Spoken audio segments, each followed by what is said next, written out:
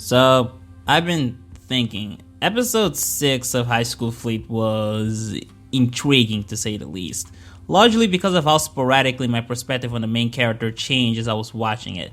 Dialing back a little bit, when I first saw Misaki, my first impression was that she wasn't all that fit to be a captain, something that the series wasn't shy away from communicating. I mean, she herself admitted that her grades weren't all that great, and she didn't really come from any lineage of established and well-respected Marines, unlike Mashiro, who fit that criteria and in general seemed to have better posture and fundamental understanding of the kind of attitude to take when in the position of a captain. Although Misaki's tendency to address her comrades with nicknames instead of the roles in the ship never really came off as alarming to me.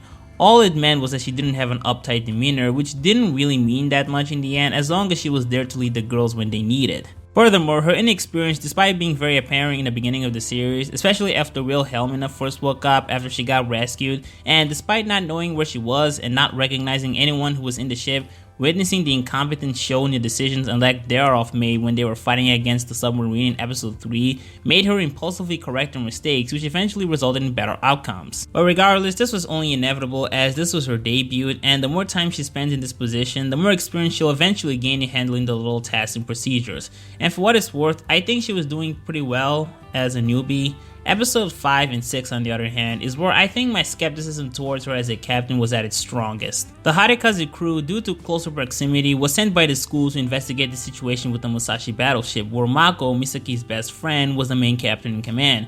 And apparently the headquarters somehow lost communication with them. Once they arrived there, they find out that the ship was engaging in brutal battle with other reinforcement ships. Now, the order given to the Harikaze crew was to simply report the situation and not engage in battle. Despite that, Misaki left the ship and hopped on a skipper to get closer to the battlefield.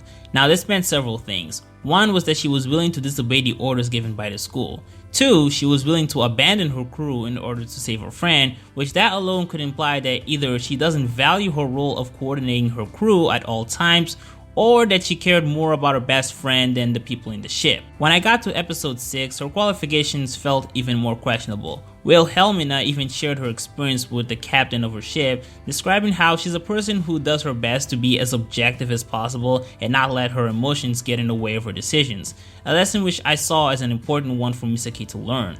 However, later in the same episode, I came to realize that I had actually underestimated the amount of value there is to Misaki's approach to being a captain. I mean, looking back, her teacher once asked her what's her ideal captain, and after she gave her answer, the way the teacher responded suggested that she was encouraging her to follow her own ideal path of a captain, which for Misaki meant being the father of the ship and a partner of her crew members.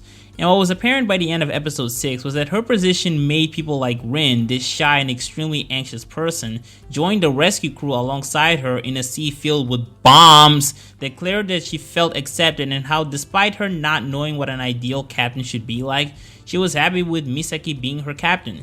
She was also the same person who immediately wanted to rescue her crew members Kayoko and Ritsuko soon after they were caught in an explosion. I came to realize that Misaki was in actuality a good person to be a captain, especially when taking into account her standards, because she succeeds in making everyone feel comfortable and friendly around her, and she was truly someone who cared for her crew, very much in fact. All of the doubts I had in regards to her loyalty to her crew, like when Mashiro made the point that as a captain you should consider your crew members as part of your family as a way to convince her not to leave the ship, and Misaki's response was by pointing out that Mako was her best friend. Those skepticisms got thrown in the dumpster very quickly when we got to episode 11 and the Harikaze ship was going up against the same zombie-infected powerhouse battleship that was Musashi, where Mako was still trapped in, and even with that, Misaki was absolutely terrified of confronting them because she was seriously concerned for the safety of her crew, to the point where she cried about how much she values them as family and didn't want them getting hurt. When you get down to things, Misaki losing her parents affected her to the point where she has an irrational impulse to save people from danger, something she wasn't able to do when she was a baby pretty much. So I think recognizing this can allow someone like Mashiro to compensate these flaws with her own more objective approach, you can say. It's why over the course of the series, Misaki eventually came to consult her whenever she had these impulses, questioning to herself if it's okay for her to abandon the ship to rescue people. Hell, this isn't exclusive to Mashiro. I mean, all of her comrades can be there to help her lead the ship to a better destination, which was exactly what they did all throughout the series. Especially Minami. Like, you guys owe her a lot. So it's not just about being the perfect captain, it's also about having the best chemistry with her crew members, which I think is something she achieved fairly well. In conclusion, I appreciated how she grew as the series went on, and I don't know, character growth makes me happy, I guess.